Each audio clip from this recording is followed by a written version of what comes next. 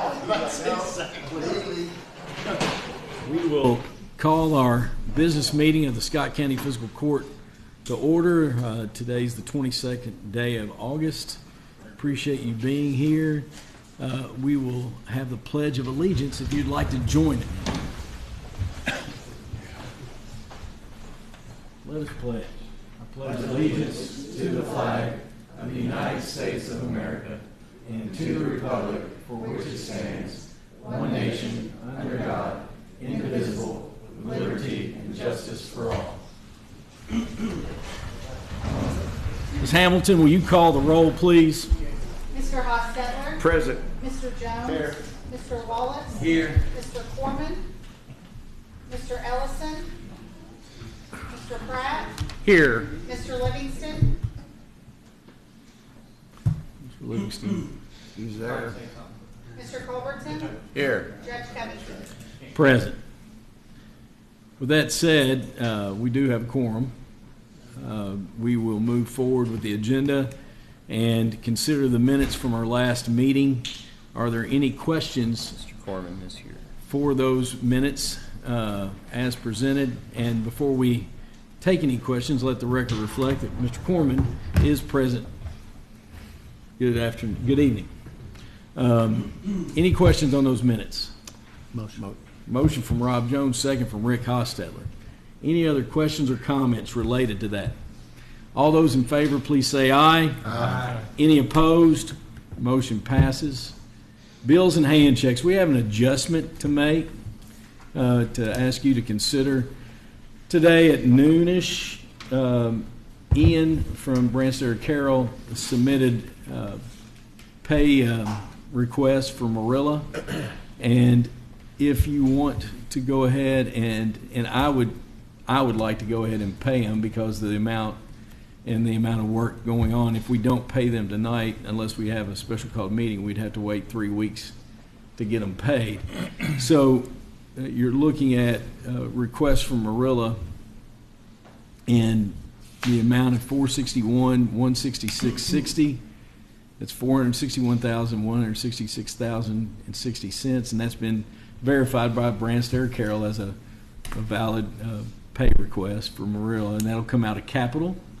And then Marilla vendors, additional funds of $198,521.66. It's $198,521.66. I've already said it's EMS. Yes, it's for the EMS project, EMS station, and they are moving along out there. And I wasn't there today, but my understanding was the last of the slab was supposed to be poured today or tomorrow. So I'll go by and check that. But so that would change your capital fund general to $759,688.26, and your jail fund would be just general $500,000 as shown on your agenda. So what questions would there be related to that?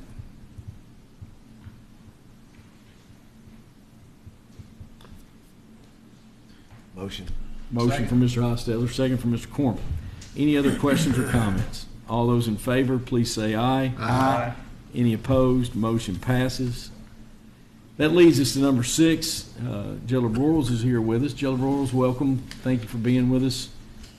General Broyles is going to submit a quarterly report.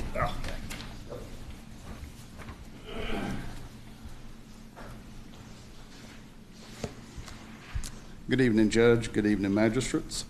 I've handed out to you all the second quarterly report for the Scott County Detention Center. Just going over it briefly, we had no improvements to the physical plant. Our staffing levels, they remained at 28 with 8 part-timers. Today we have 119 in the facility. Inmates housed at other jails is 26. And then the monthly highs for the 3 months of the second quarter, April being 140, May being 141, and June being 136. During this period, the inmate work crew got out and picked up about 1,100 bags of trash, 55 tires, and 11 needles. They also completed work for Park and Rec, 4-H, Ward Hall, and the Georgetown Housing Authority. Bill Broyles, thank you for that information. Looking at anticipated opportunities for service, I know the tire event's coming up, and I think they talked to you. Is that on your schedule? It is, right. Very good. Yeah, Jared has reached out to me. I've got them on the schedule for helping him with that event when it comes up. Last event, Joe Royals and crews helped us get rid of 25,000 tires, so we're very appreciative of that work. And I think if you have not received this call, Jailer Broyles, I think have you already had that phone call about possible doing a little painting up around the Yes. museum, outside the museum? Yeah, we'll be happy to help out with that. And I know you have those two other staff that you. Correct. So Is it just in the process of looking for candidates? Yeah, they'll be coming on for this third quarter, and we've actually been going through the process of interviewing and hiring, and we actually hired 4 about a week and a half, 2 weeks ago, and 3 of them have quit. So hopefully by the next quarter, we will be up to that full allotment of 30 that you guys have given us. Challenge. Yes. I understand. Yes, Questions from the court? These are follow-up questions to what I've asked in previously. So one of the questions was, I think I got a call about the inmates doing work for code enforcement. Did you ever reach out to code enforcement to see if, they needed inmates? I think at that time they were weed eating. That's what the constituent had called me about. So is the question, are we doing work for code enforcement? Yeah, your last comment was you were going to reach out to code enforcement to see if they needed to do something, and the logic is that the county and the city jointly fund code enforcement, but like Georgetown Housing Authority, they're federally funded, not county and city dollars, and I didn't know if you ever had talked with them. Actually, that slipped through the cracks, but I'll reach out to them this week. Yeah, I mean, if you had the availability, Absolutely. Yeah. We'd be happy to help them out with anything that they had on their plate. Yeah. The other question was, and I think we talked a little bit afterwards, it was about the video equipment, and I would call it like Zooming, but that's not what you all call it in the jail world. But if they need the Virtual arraignment? Yeah, that's it. That the jails that we send our inmates to, they could do virtual arraignment with the Scott County judges. And I think you told me that sometimes the judges do it, sometimes they don't. They want them in. Yes. Are you seeing any improvements from the other county jails which we take our inmates to have that kind of technology to use? So as far as I know, all the jails that we house at offer video arraignment options. So it's just up to our judges to be able to work it out. But in addition to that, the video arraignment equipment at that jail has to be available for them to Zoom because they use it for their own court system as well. I understand. So, All right, thank you. Any other questions? Ryan How's Pratt. the prisoner transfer? I know that's not the right word. You all were going to start going. What are they called again? well, it's CODAs. CODAs. Yeah. Yes. Court- How's the CODA transfer? Court order. Right. Court order transfers. court. How's that going? Have y'all started it yet? We have, and it is going great. And I think probably Captain Nettles would agree that they're glad to be shed of that responsibility. And quite honestly, although it's additional responsibility for us, it works out much better for us. We're able to get them in and get them out quicker. We're able to get them in and get them out on our schedule when it works for us. Before the sheriff's office, we're just getting them when they could, and that did not always work well with our schedule down at the jail. For instance, on Fridays, we have people coming in to serve weekends, and sometimes they would bring them in. We'd have 3, 4, 5 people stacked up that were trying to get booked in on a Friday night, and they'd bring in some CODAs that needed to be booked in as well. So we're able to avoid any bottlenecks that we were experiencing before. In my opinion, it's working swimmingly. It's going very, very well. And again, I'm sure the sheriff's office is glad to be rid of it. So I think it's working well for everybody. Perfect. Thank you very much. Any other questions? Thanks for all the work on litter abatement, tire pickup. Appreciate that very much, and thanks for the report. Absolutely, yes, sir. Next, we have the wonderful Patty Burnside with us. And I always enjoy when you're here, Patty. It amazes me about the traffic and the volume of patrons that our library has. And I want to ask you, can you send this to me digitally? Sure. Yeah. Because I'm going to Be glad put to. that on a slide, and it'll be glad part to. of one of the positive things about our county for the State of Awesome. the County Address. Well, it's always a pleasure to be here for my annual visit. So I'm here to report that at their regularly scheduled meeting on August the 13th, the library's Board of Trustees adopted the compensating tax rate for 2024, which is 4.6 cents for real property and 4.91 cents for personal property. And that is down, of course, from 4.7 cents and 5.01 cents last year. And the certification paperwork has already been filed with the county clerk, and I've given Stacy a copy of it. And always, every year, I try to bring, as Judge Covington said, a little report from the library. And Before you get into Yes. the report, just a reminder to everyone that we will acknowledge receipt of that. We do not vote to approve that tonight. right, Thanks. because we're not asking for more. Yeah. So as you can see on your little handout that I left for you, I'd like to call your attention to the box at the bottom in the center. This is one of the things that I think we can be most proud of, because 3,395 meetings were held at the library during the last fiscal year by 330 different unique groups or organizations. And I looked at our reservation catalog, reservation schedule just today for just this week. We've had Girl Scouts, grief counseling, foster parent training, Georgetown Scott County EMS instructor training, and the Ward Hall Historic Dance Society all use our meeting rooms just this week. So we're a really busy place. In addition, we have entered into a memorandum of agreement with BCTC and Adult Education, and we're letting them use one of our rooms full-time for GED prep for their students, and we're on the bus route, so it's easy for them to get to us, and that's going really well.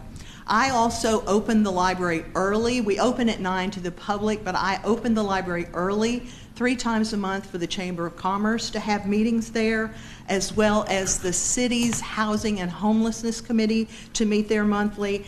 And both Scott County and Georgetown's fire departments use us for training and testing, and we accommodate them whether it's early in the morning or staying late, because we know that that's really an important service that we can provide. One thing we did unique this time is that the Kentucky Revenue Cabinet called us and said they'd like to start offering some training for their PVAs more regionally.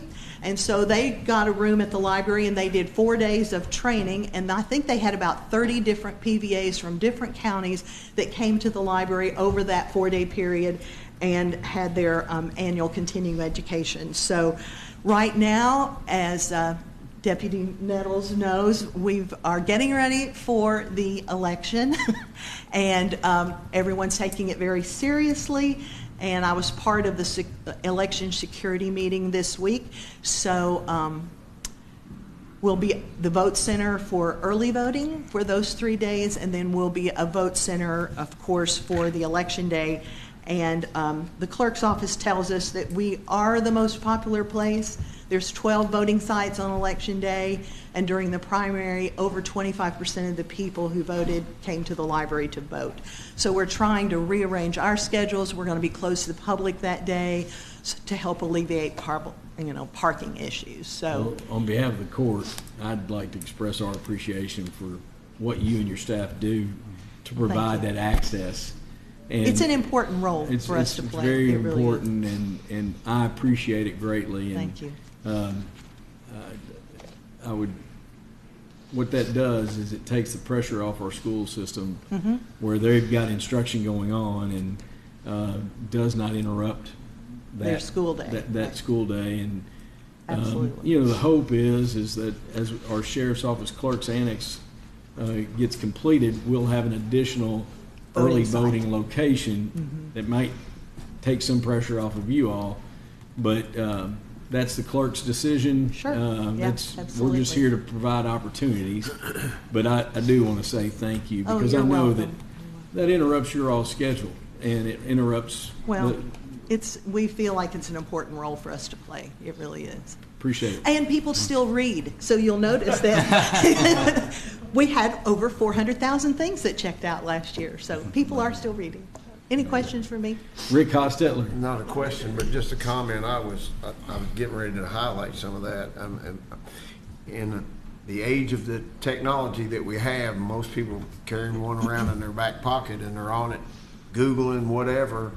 I'm kind of amazed at the number of people that actually show up in person Yeah. and participate. This Yeah, is huge. they come through the doors, yeah. Yeah, they do. that number total patron visits, 181,000, almost 182,000. That's, And the And no number of, cost. number Yeah. of documents that we notarize, because, you know, on the weekends, it's hard to find a notary, but we have 9 staff who are bonded notaries, so we notarize documents every single day, so.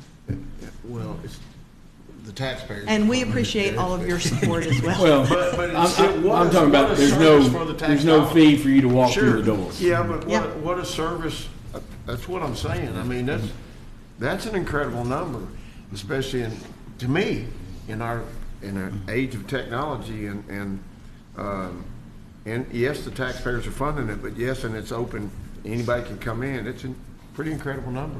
It's a great use, in my view, of tax dollars.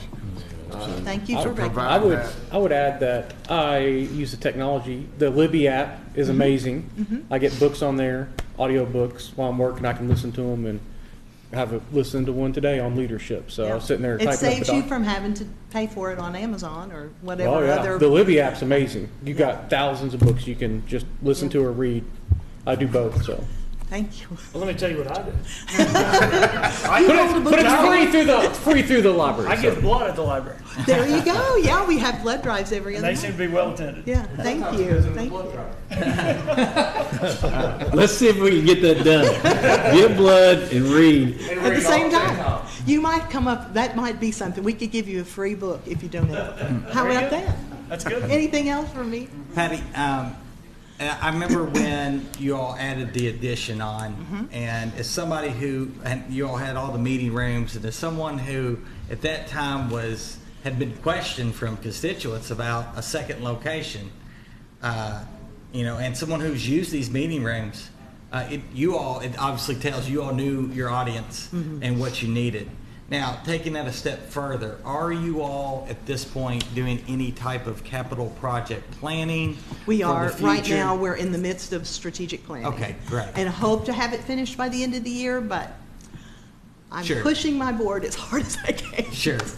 Yeah. Yeah. So you're all thinking of Yes, like- we are. Yeah. We're thinking of all kinds of things. You know, it might just be instead of a traditional branch, it might be a branch that just does meeting rooms. You know, Yeah. it's just one of those things that will, but we have a survey going out to the public Yeah. next month. So. Well, this was proof that the meeting rooms were needed. Were the right thing. And that's what you all needed, and Yeah, they're heavily used.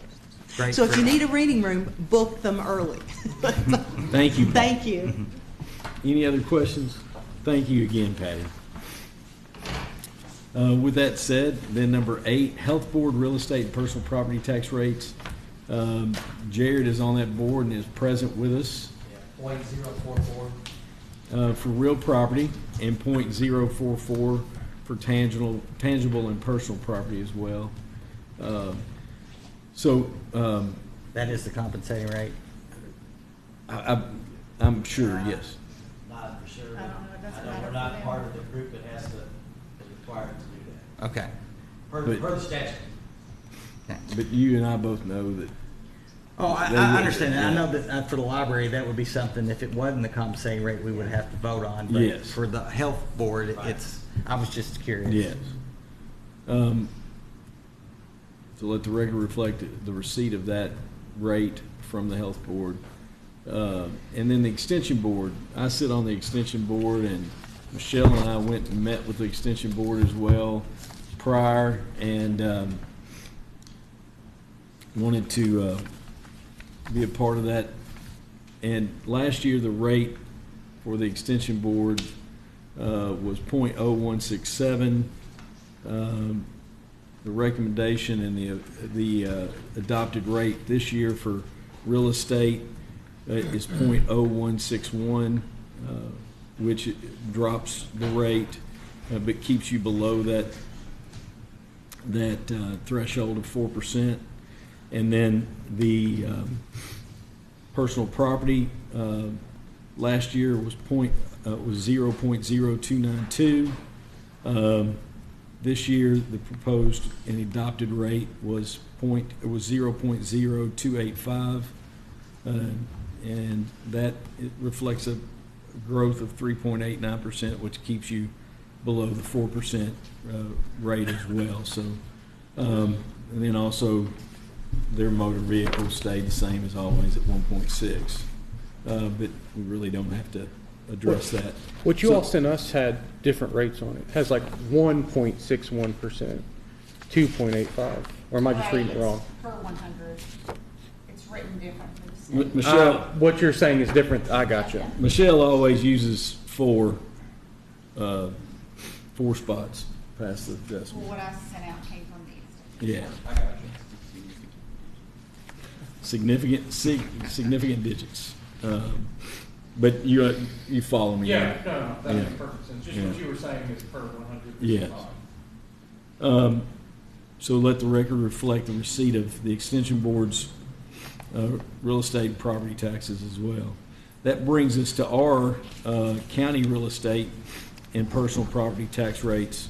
Let me dig down through my pile of notes and get to that data that has been shared previously, and we shared with you all, last year's rates for the county in 2023 was 0.0570. What we have suggested and recommended is 0.0552. That keeps us below the 4% threshold at 3.97, and that would be my recommendation to the court. And it's, actually dropping the rate there. I do want to share with the court, Michelle did a little research trying to look at where our county rate is as compared to other counties on the property tax rate list. And Carroll County is the lowest in the state at 3.2, Cumberland County 3.3, Hancock County 4.2, Pulaski County is 4.4, Laurel County 5.1, and then that would lead to us next. And if we adopt the rate of 0.552, that would lead to, we're in the bottom 10 in the state, actually sixth. So, our property tax rates are low comparatively to the region.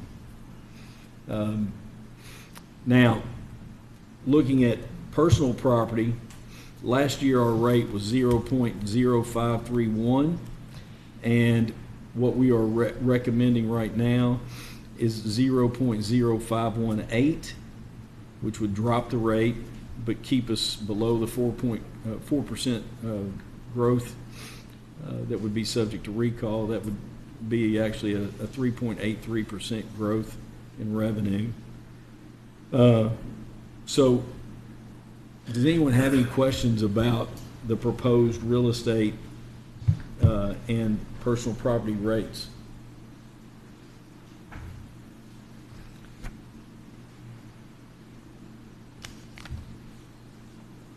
And then Stacy, we also have to approve, Yeah, that's a separate vote. that would be a separate vote on motor vehicle and watercraft property tax rates, which would be 16.6 cents per 100 assessed value. But that would be the next vote. So back to the real estate. I'd make a motion, we accept. Set the real estate at 0.0552 for personal, for real estate, and then for personal property, 0.0518. Is that your motion? That's my motion. All right. I'll second. Second from Mr. Jones. Any other questions or comments? Just making an observation, you know, Michelle sent us the last, all the way back to 2015, and each year, the court has reduced, which I think is an awesome opportunity that we've had. We have reduced the rate, the way I see it, every year. Well, 18 and, Well, no, yeah. I'm sorry, 19 and 20 and 21, we They held. stayed the same. Yeah, but we have. But it was still really, Yeah. it was still, If you look at 2015, Yeah. we were at .067, yeah. and now we're recommendation of .0552. Yeah, and there were 3 years there that we held the same and then continued to reduce. Just kind of But- wanted to highlight But that. as we have talked about, you know, your continued growth in assessments is what really makes us an outlier. So we have a motion and we have a second. Any other comment or question? All those in favor, please say aye. Aye. Any opposed? Motion passes.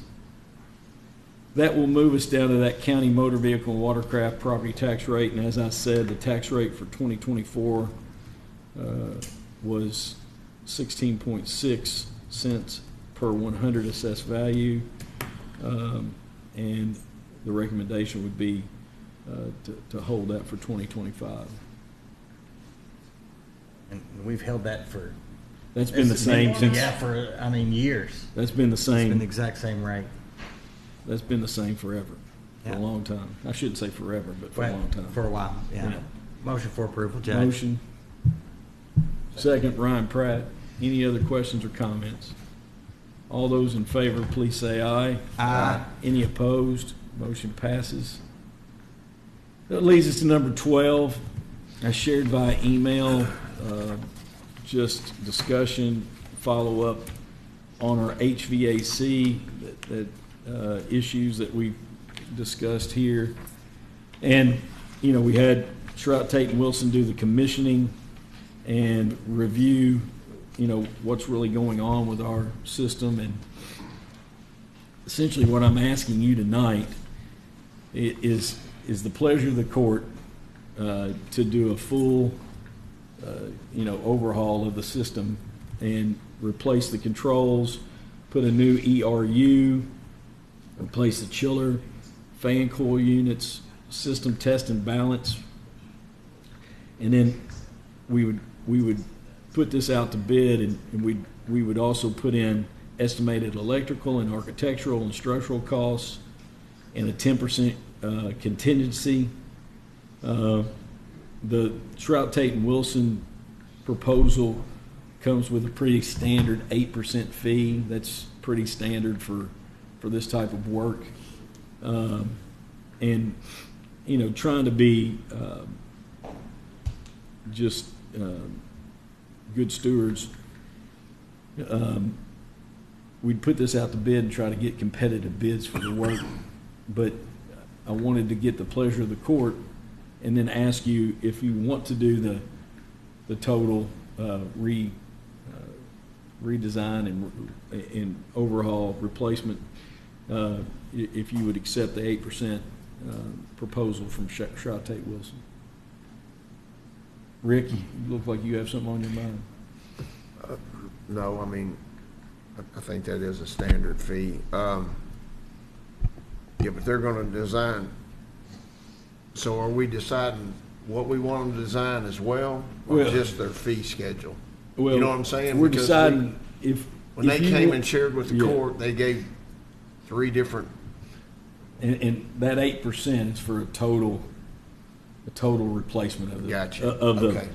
the controls, the ERU, the chiller, fan coils, and then plugging in costs for electrical and yeah, about the only thing they were gonna reuse would be the ductwork. right, And there might be some minor, right. is what I think they said, adjustments that would have to be made with new equipment. Yeah, but the Okay. design would take 6 months thereabouts.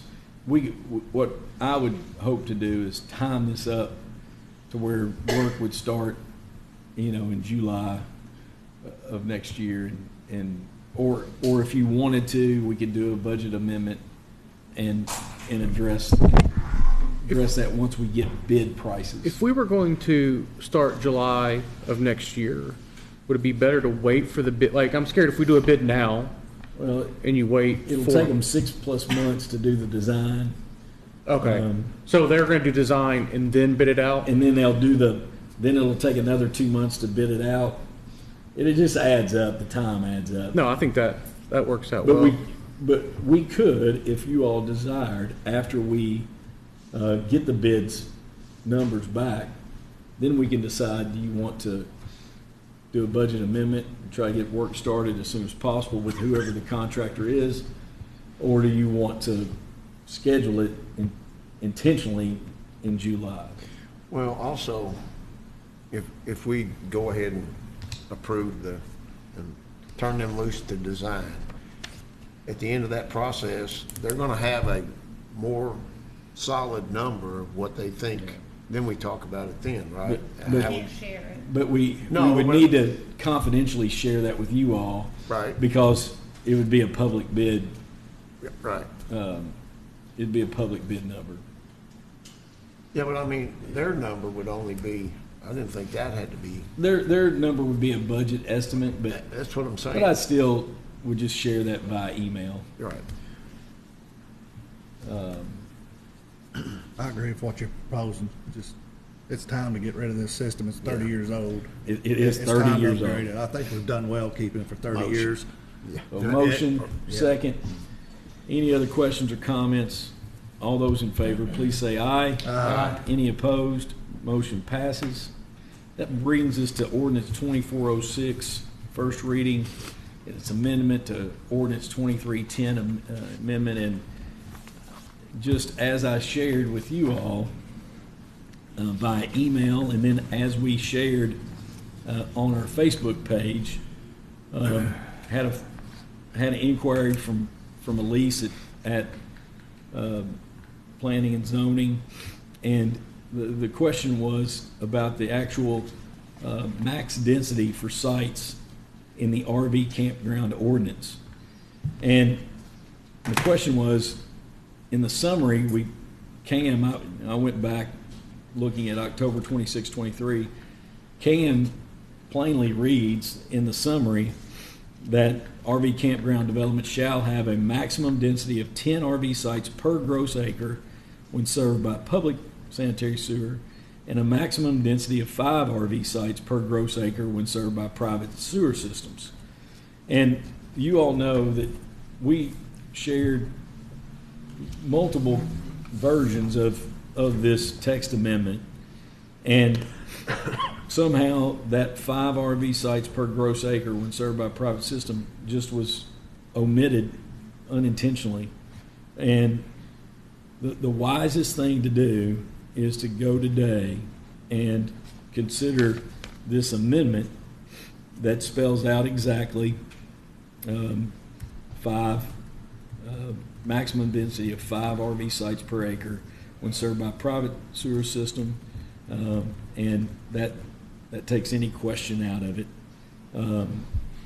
Cam, would you like to comment on this? No, I wouldn't really add anything to what you said. I mean, that language that's in this proposed amendment was in what Joe Kane sent us.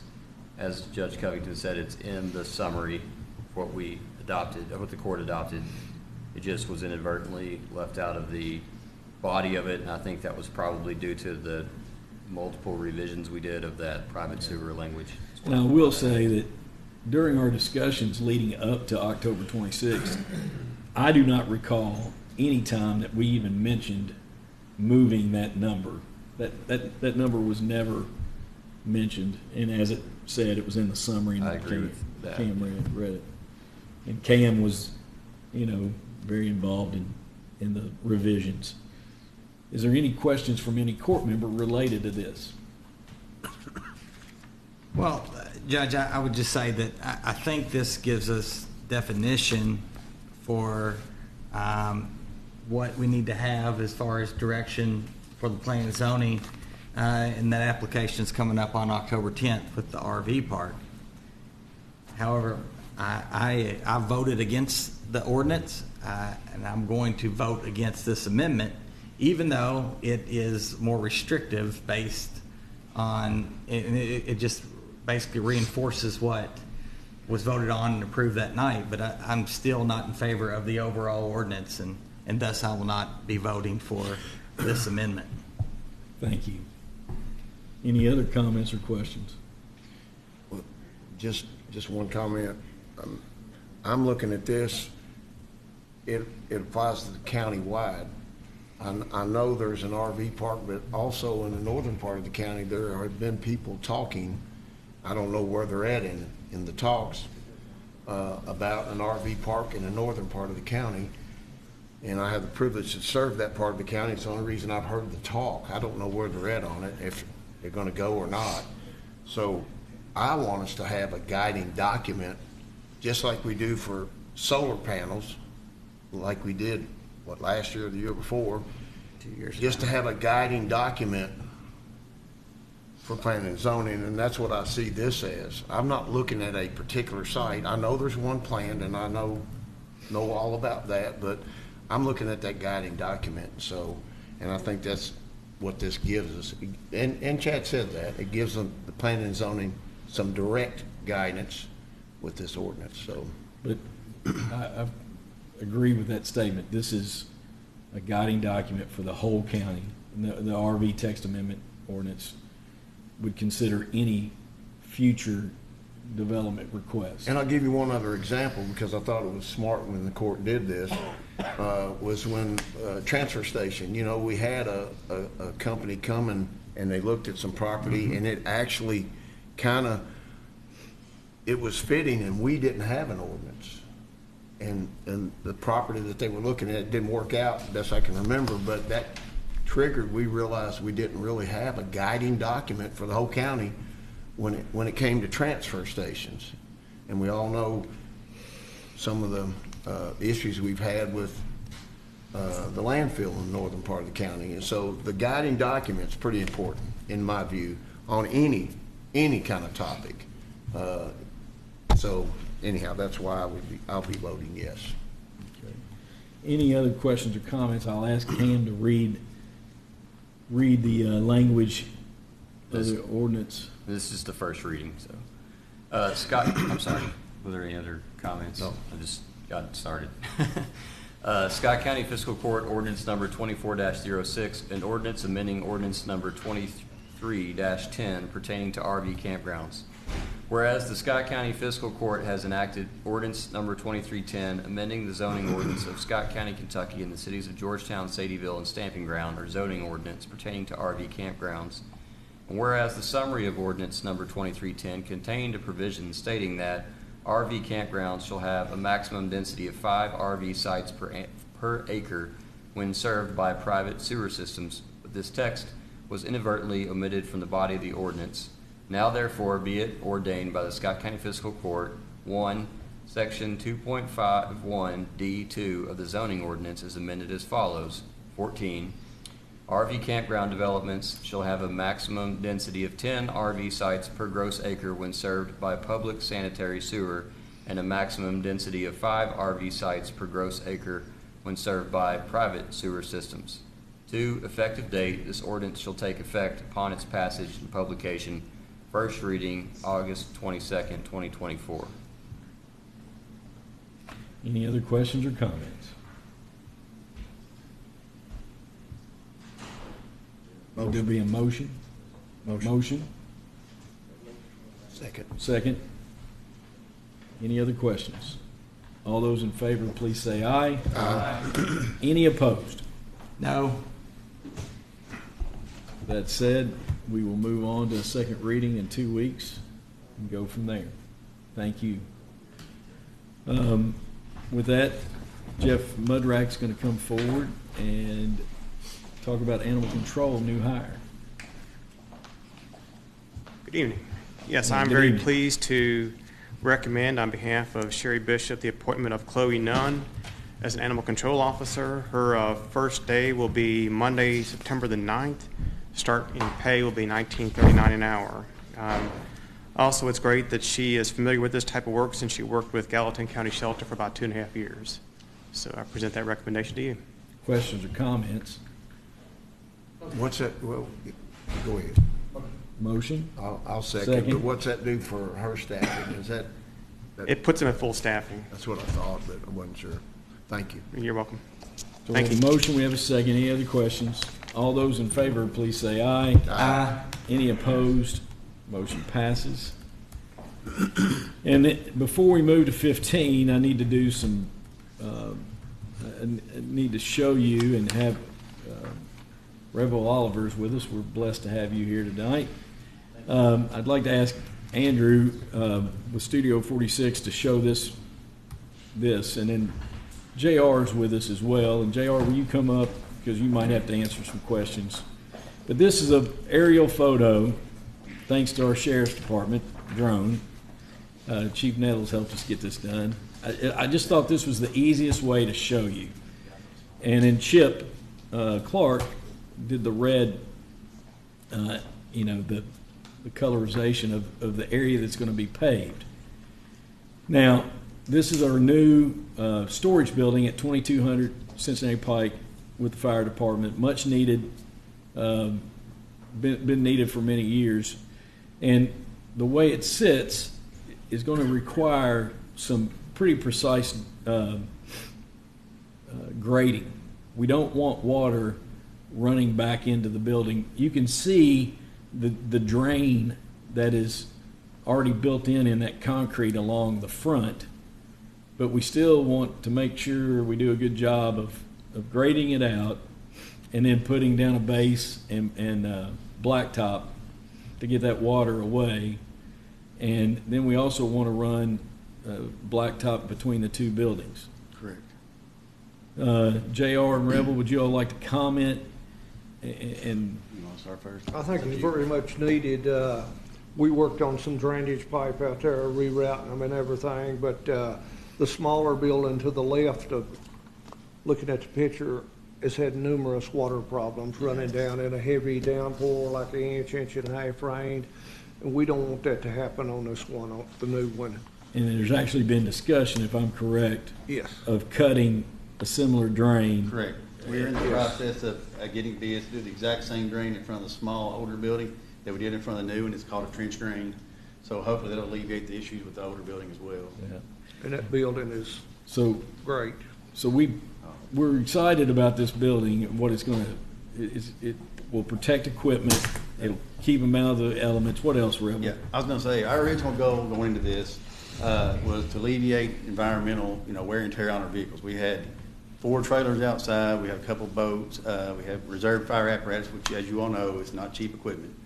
This will get us housed inside all of our equipment, our backup equipment, everything, keep it in and out of the elements. So we want to continue, appreciate the continued support from you guys in this, because this is bigger than just that picture. It's huge for us. With that being said, the fire department wants to extend a big thanks to JR. If it wasn't for JR and his crew, none of that would already be possible. I called JR, we need a drain, put in whatever, they're right there, next day, on top of it. Big thanks to you, JR. We love you, Appreciate it. man. So the Appreciate rest of the story Thank is you. Mike Hennigan is sitting back there shaking his head yes, but Mike's got equipment that's going to be that's be stored indoors as well in bays and it's long needed as well. Judge, I had one question about in the right corner, in the bottom right corner, there's the tower there, and now that tower, correct me if I'm wrong, that is our tower. It's not a private tower like, yeah. That's part of our radio network with the city. But we don't have any other private people attached to that tower, like satellites or things like that? Not at this time, but anything that would be added to it would remain inside the fence. It wouldn't change. Yeah. Okay, so we don't, like easements, and if we ever did privatize or put something on there, then they would have access to that. Sure. Yeah, in that area. Yeah. Okay. So the reason we're here at this discussion is because originally the money that the fire department put in their budget for this paving job was around 25,000. Correct. However, with the grading and then the actual footprint of the blacktop got extended over there to around that curve and over to the other pad where the tower is, the cost, we have a unit pricing with Hamilton Hinkle.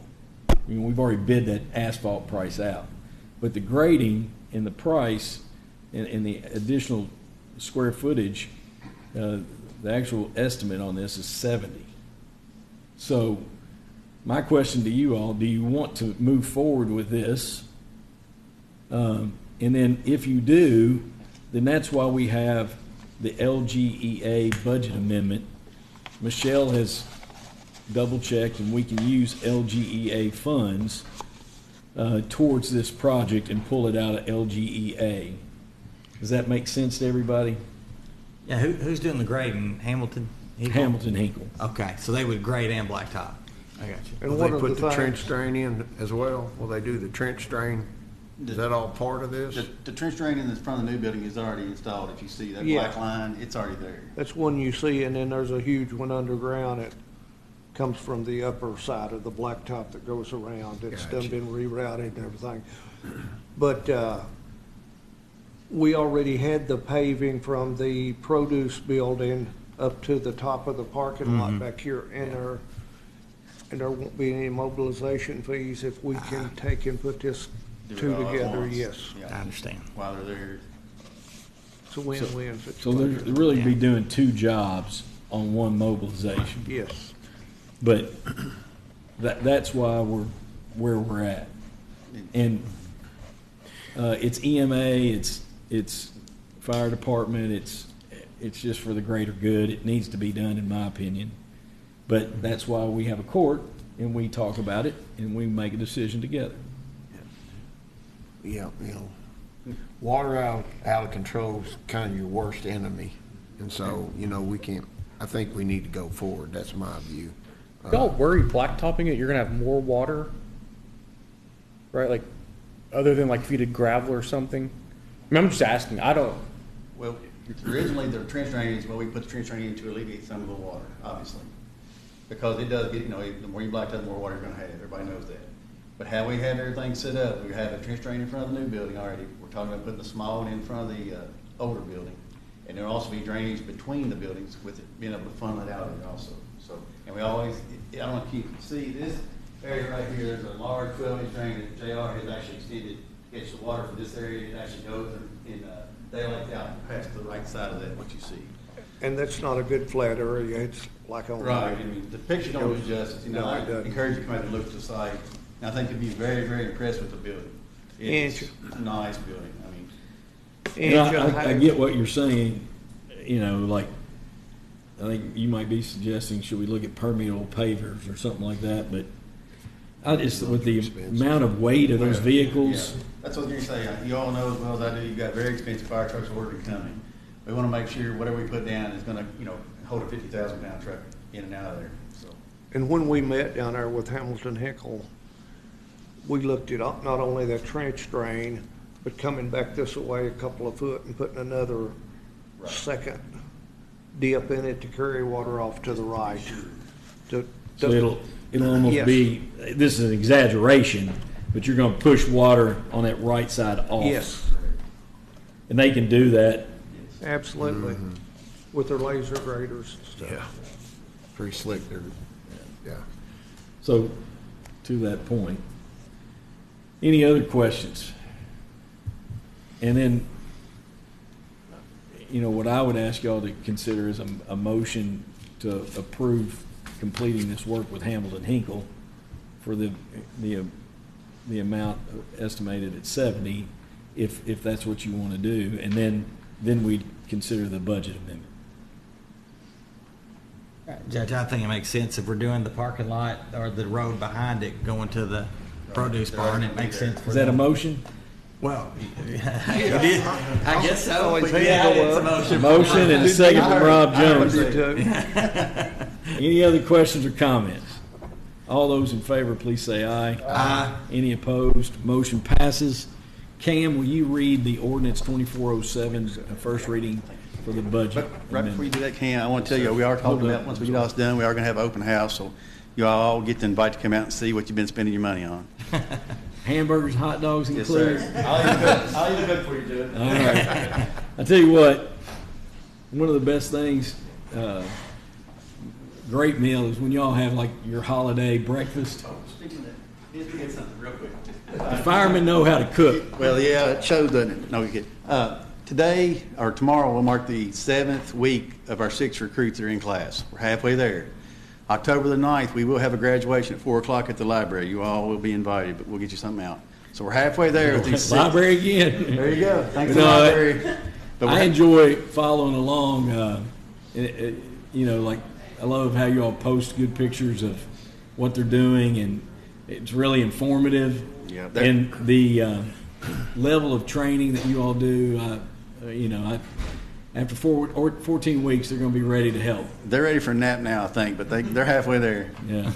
Thank you all again for your support. Mark Bennett keeps them picking them up, putting them down, doesn't he? Yes, sir. So, Cam, will you read that? Yes, sir. All right, Scott County Fiscal Court Ordinance 24-07, an ordinance related to the annual budget and amendment thereof, whereas Scott County, Kentucky has realized unbudgeted receipts, be it ordained by Scott County of the Commonwealth of Kentucky, Section 1, current fiscal year 2024-2025.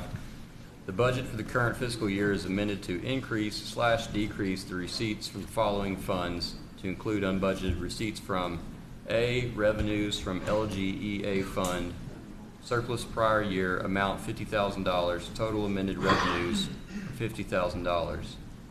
B, appropriations fund, LGEA fund, description, LGEA fire special projects, amount $50,000, total amended expenditures are $50,000. Section 2, the amounts adjusting the receipt and expenditure records in Section 1 are for governmental purposes, and this is a first reading done today, August 22nd, 2024. Any questions or comments? Would there be a motion? Motion from Mr. Pratt, second from Mr. Hostetler. All those in favor, please say aye. Aye. Any opposed? Motion passes. New business, I'm going to call on our treasurer, Michelle Ray, to come and give us some positive feedback and positive results from a draft audit report. Well, positive results are, there was no findings. So, I mean, that's positive. It was a clean audit. Just waiting. It's been submitted to the public auditor's office through the CPA firm that did it, and everything was good. No, it was very positive, and Michelle is being reserved. I'm trying to pull up an email that came from Tammy Patrick. If I can, on my phone, it's terrible how you have to, like, I can't navigate to That's okay. the You don't have to stream. share But it. I wanted to really read the positive feedback from the auditor just about the work, the professionalism, and the efficiency of getting the auditor the requested documentation. Michelle and Stacy, Karen, Kara, all work collaboratively very well, and they all pull documents. And it is not like it's a real job, and it's like a treasure hunt.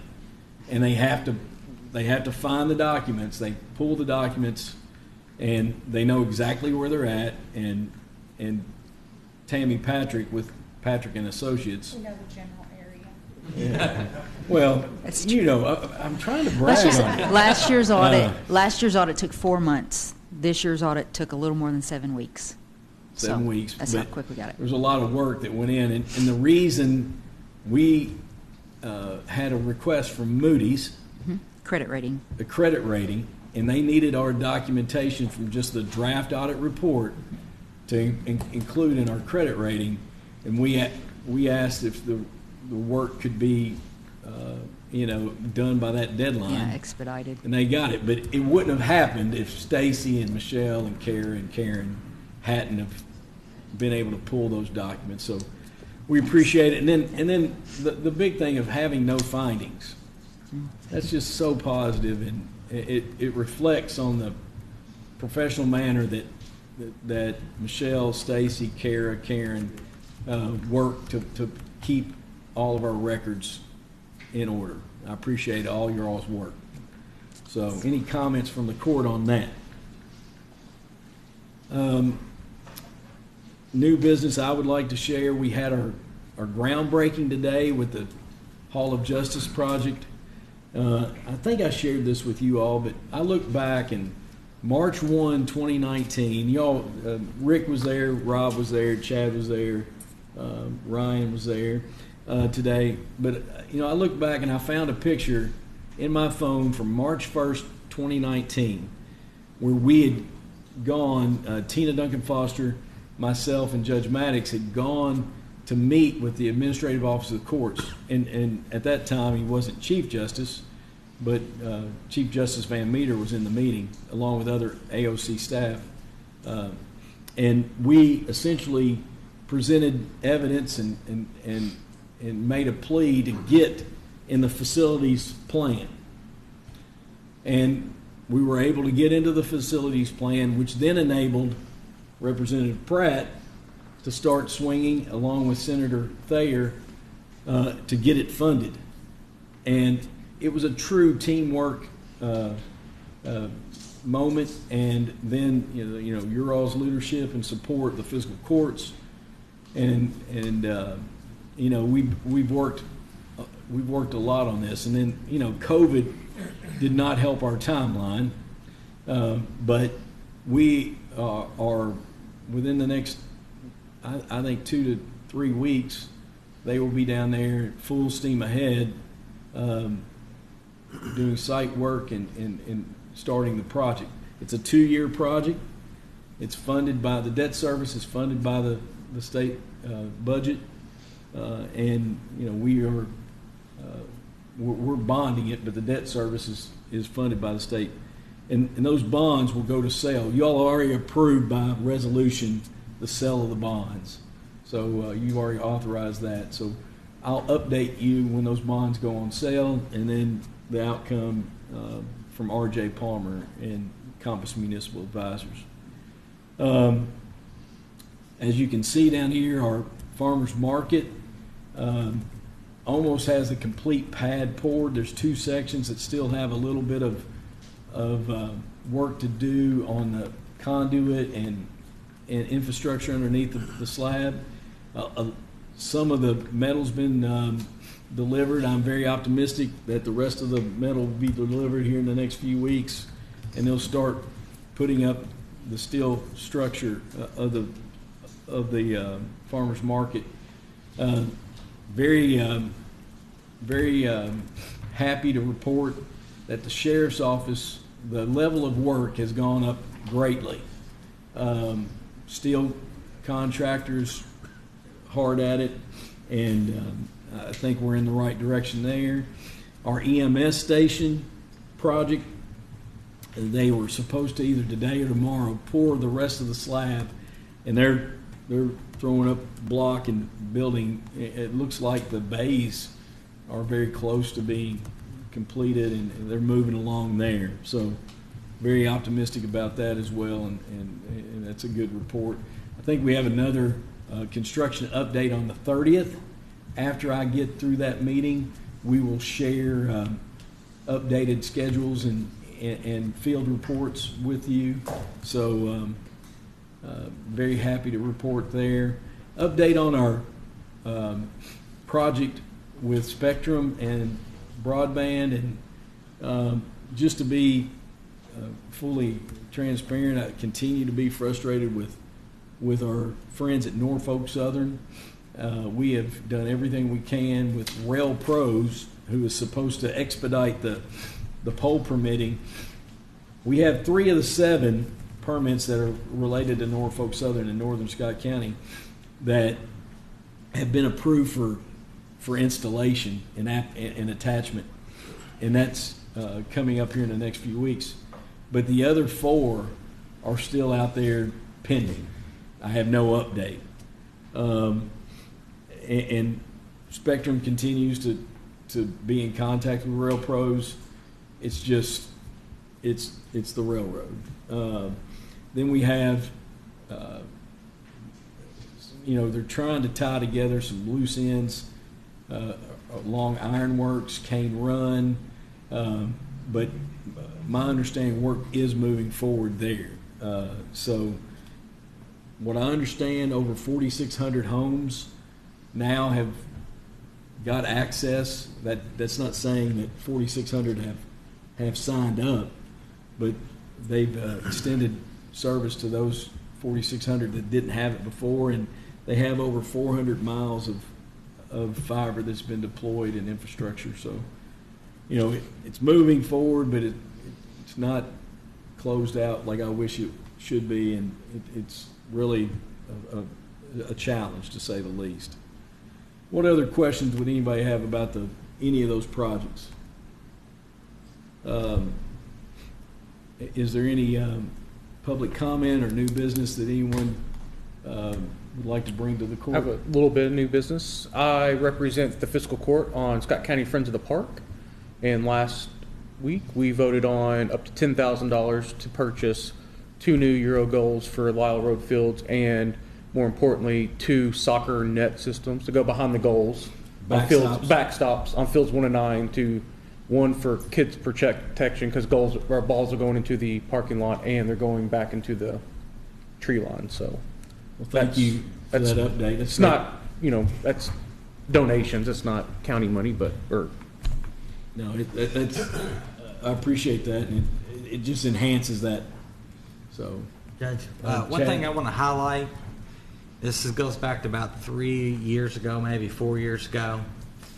If you remember when the bypass and Long Lick, where they met, in that intersection, and we knew Scott County High School was going to build a new school there. The court, in its wisdom, advocated with the state to put in stoplights, and we ended up resolving on a roundabout at that intersection. We even gave up flex money to make sure that happened, because the state was only going to put stop signs right there at the bypass on Long Lick and the bypass.